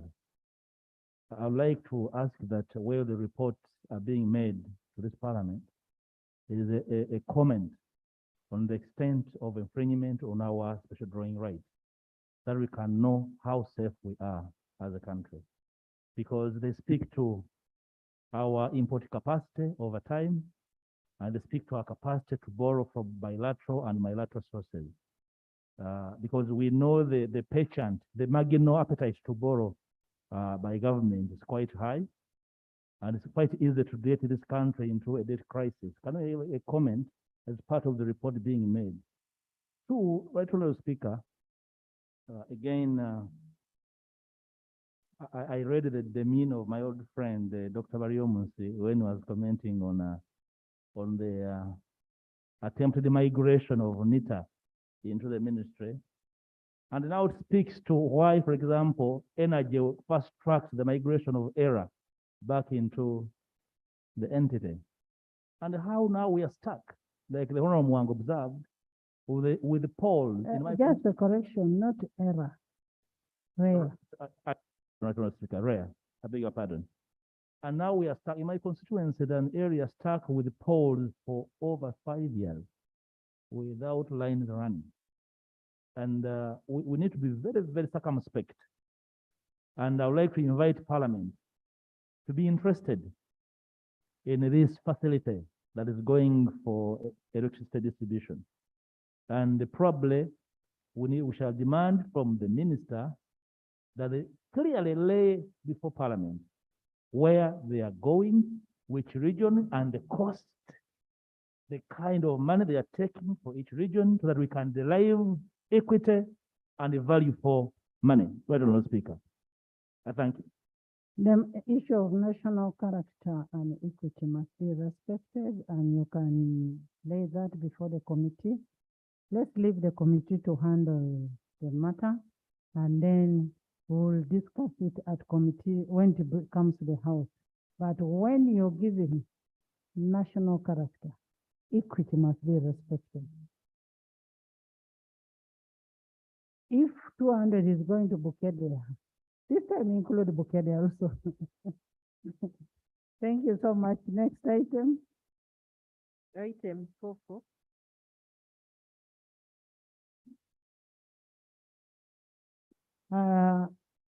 Commissioners, kindly come and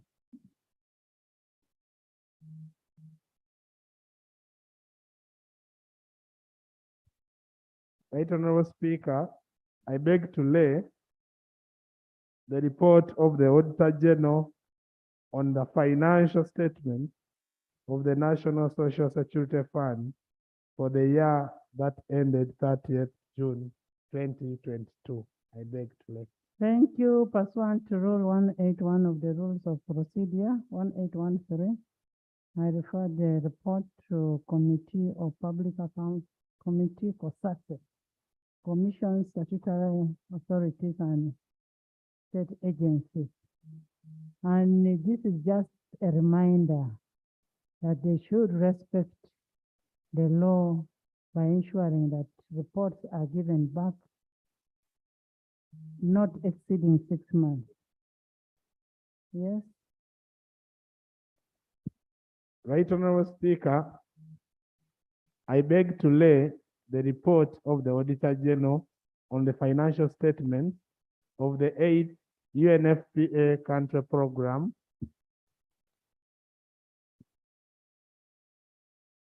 implemented by Minister of Education and Sport for the year that ended 31st December 2021. I beg to lay. Thank you. Pursuant to Rule 1744 of the Rules of Procedure, I refer this to Committee of Park, Central Government.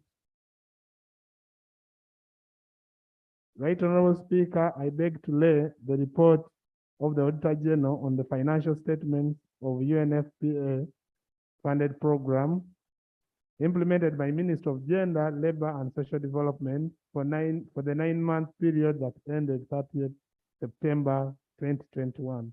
I beg to lay. This is still referred to Committee of Park Central under Rule 1744. Right Honorable Speaker, I also beg to lay the report of the Auditor General on financial statement of the 8th UNFPA country program implemented by Minister of Justice and Constitutional Affairs for the year that ended 31st December 2021. I beg to lay. Refer to the Committee of Park, Central Government under Rule 1744.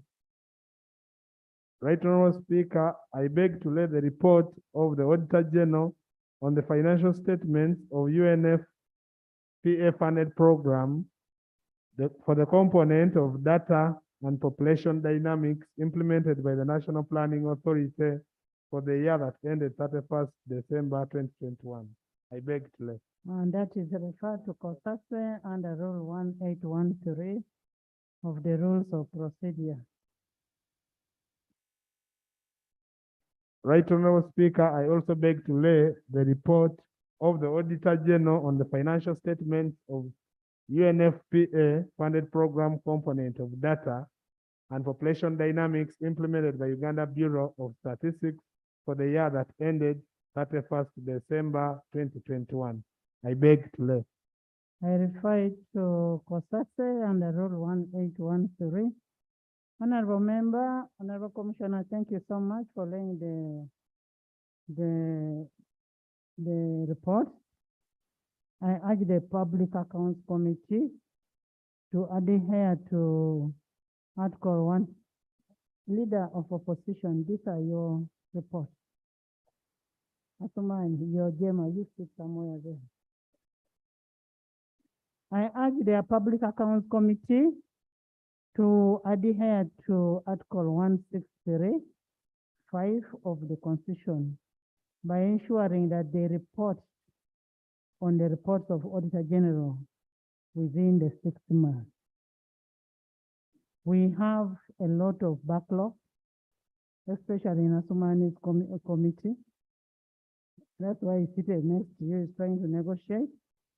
I am deeply concerned about the backlog because we cannot do anything as finance because there are no treasury memoranda in the house. We need the backlog to be exhausted, and I urge the leader of opposition, I know you're a very hardworking person, to ask your members to give us the report. And we are here, we are ready to pass your report anytime you bring them, but not after 6 months. However, if you don't do that within the 6 months, then we will automatically adopt them as approved reports. And you'll have no job to do in this parliament. Next item. Item number 5. No, I need a commitment first from leader of opposition that we are going to have the report.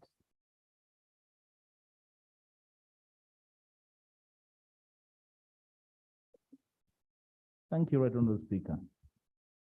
Right Honourable Speaker, we have conversed over the nature of backlog and the possible causes. And I am glad that the Commission agreed with our proposal to offer technical backstopping to the committees. A framework has been laid out, and I have no doubt that we're going to expedite subsequent report now that there's backup from Commission staff to be able to work out this. The 11th Parliament being a new Parliament, the first year was a bit problematic for members to appreciate the extent, depth, and engagement that we desired to have reports come out fast. I am going to be on their heels to ensure that the reports come out within the time frame stipulated. Right on the speaker. Thank you so much, leader of opposition. Honorable members, since the amendment of rules, I have been informed that not all members have new rules of procedure. Most of you, that could be an oversight on the clerk's side.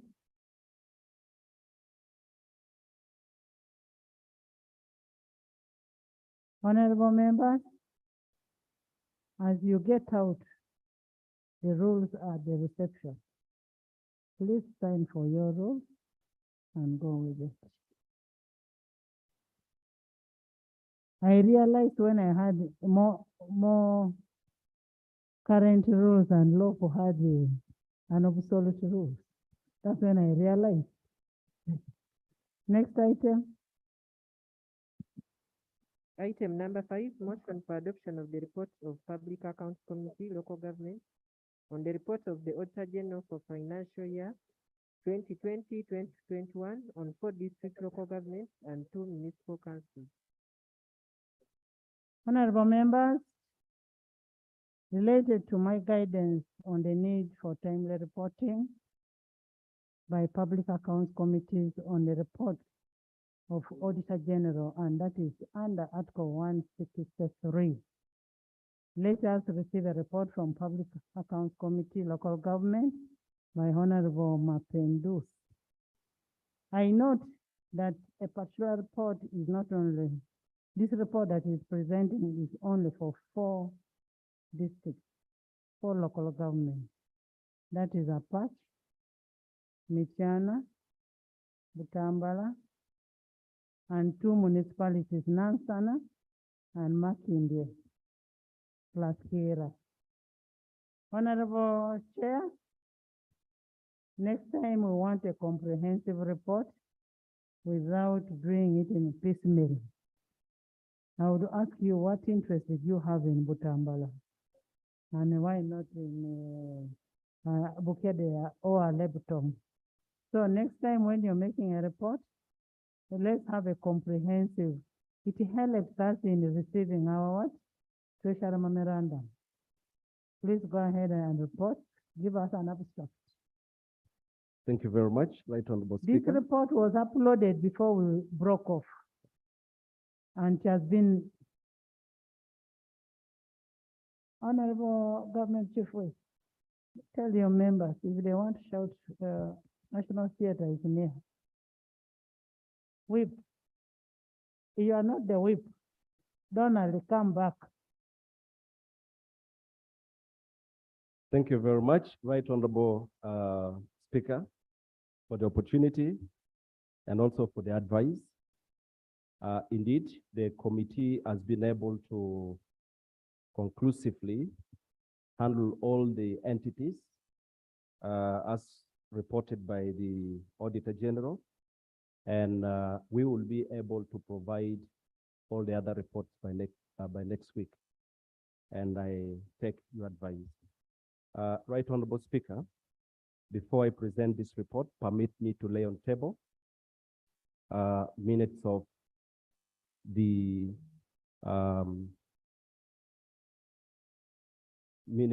committee minutes. Let me also permit me to also lay on table a copy of the report. Right Honorable Speaker, just as you guided, and for purposes of saving time, on 24th of August this year, I presented a report of the committee covering 14 entities. And today, Right Honorable Speaker, permit me to present this report, which covers the audit queries contained in the report of the Auditor General for the financial year ended June 30th, 2021, for the following local government: Apache District Local Government, Nansana Municipal Council, Machindi Sabagabo Municipal Council, Shira Municipal Council, Mitiana District Local Government, and Butambala. Right Honorable Speaker, again, to save time, from page 1, this report gives the introductory part, but also background to the report I'm going to present.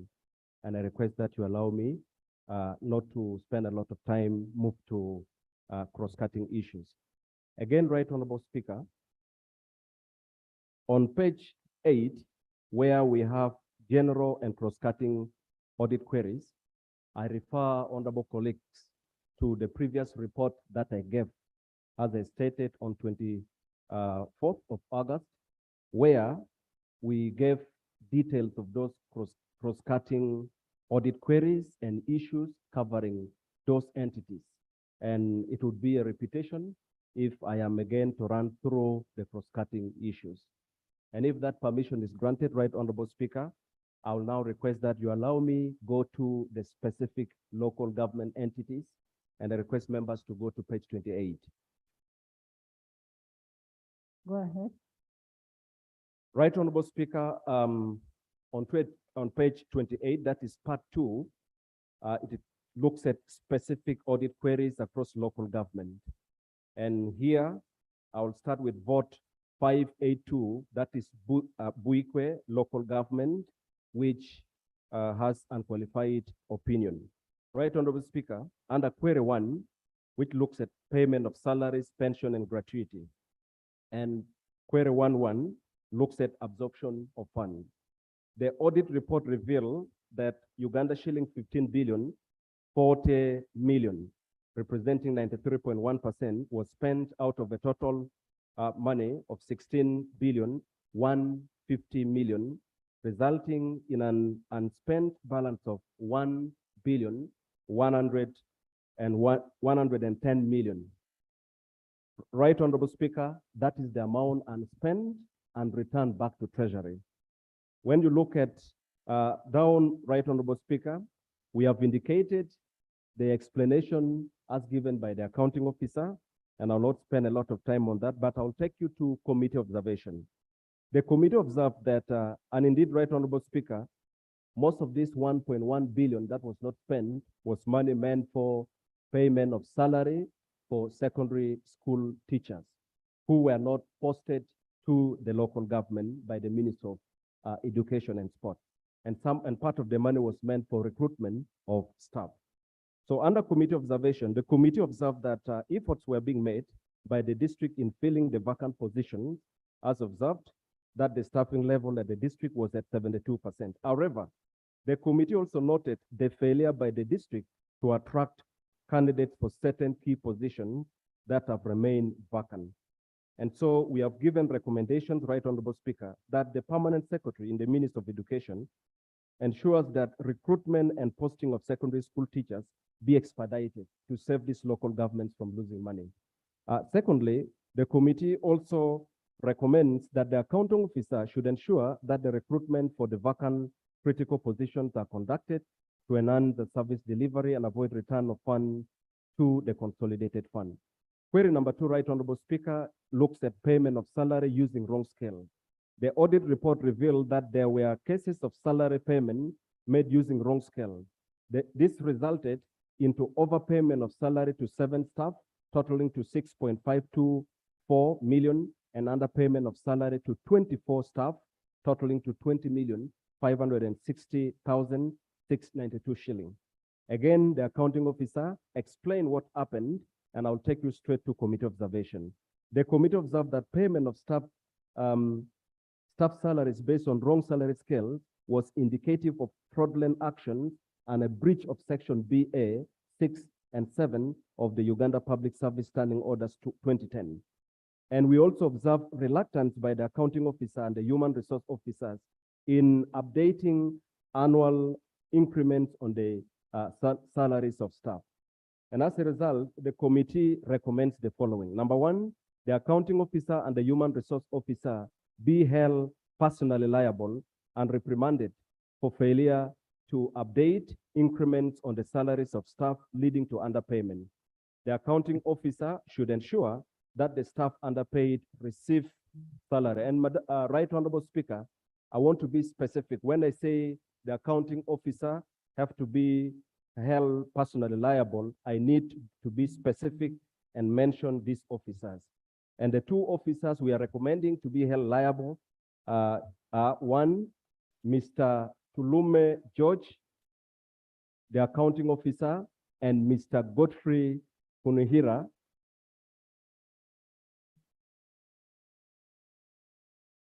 and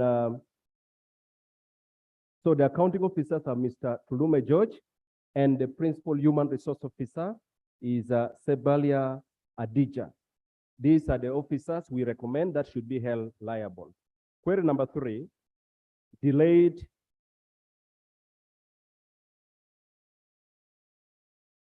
Can you address the chair? Can you please allow, Right Honorable Speaker, I need your protection.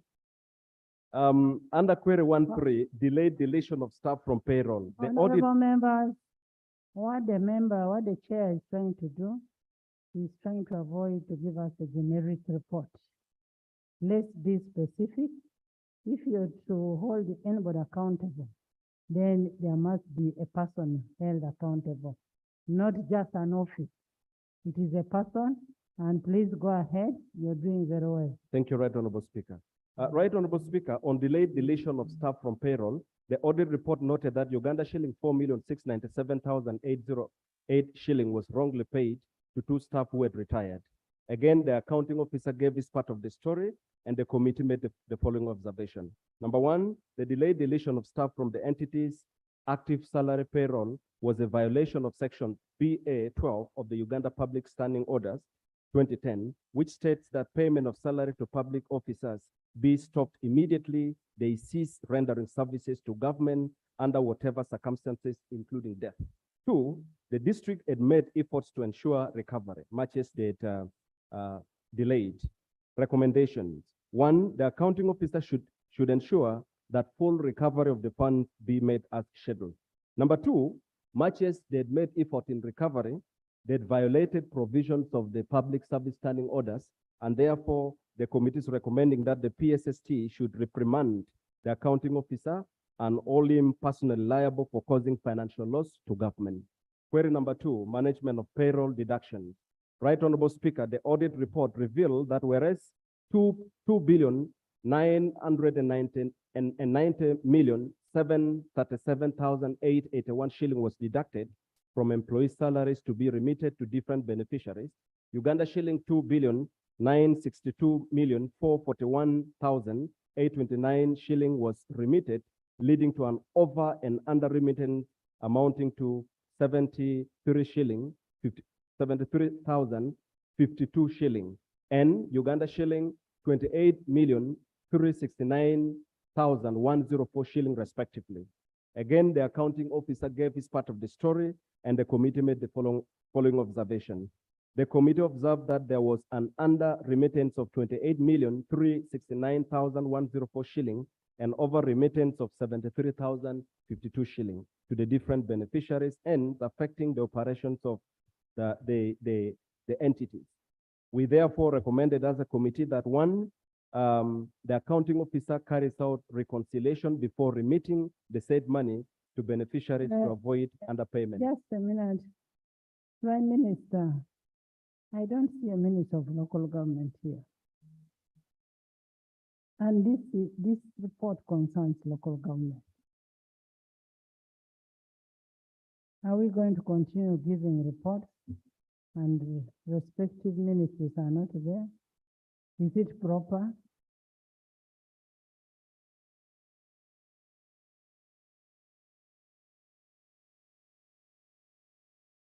Finance is also not there. Government chief whip is also not there. Right Honorable, Finance had just stepped out. He's coming back. You cannot hear what they are saying. It is all about money. He was Money following lost. because he is in the building. He just stepped out, but he's following. Local governments, are they not under local government? Right Honorable, let me talk to these people if they are in the corridor so that they can come even the chief whip. Thank you. Members, let's have respect for this house.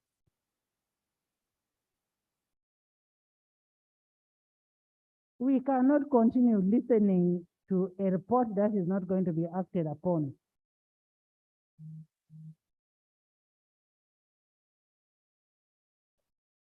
Yes, Speaker. Madam Speaker, why we should, government needs to be around. When you read through all these reports, you will find a consistent and permanent reoccurrence of the same issues. Yes. That means at supervisory level, there is a gap. And the gap is explicit with what takes place. Because ministers receive the order paper, line ministers. They know that their ministries are going to feature on accountability issues.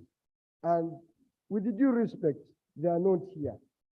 Either they think what we are doing is useless, doesn't add value, is of no consequences, and therefore, that's why year after year, if you read through these reports, you have a history of being the vice chair of COSAFE. The same issues come re-emerging, and our prayer is, we can't continue like this.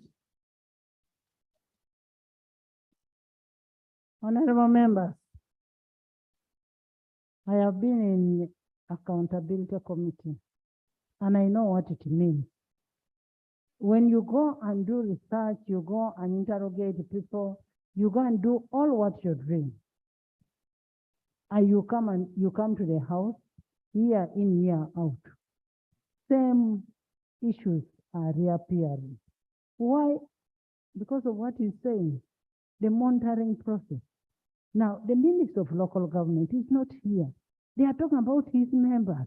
There is a lot of money which is lost. How are we going to continue like this? How shall we continue? I don't want any procedural matter. I don't want even a guidance. I am saying we need these ministers in the house. We circulate an order paper a day before. And these ministers are approved, 83 ministers.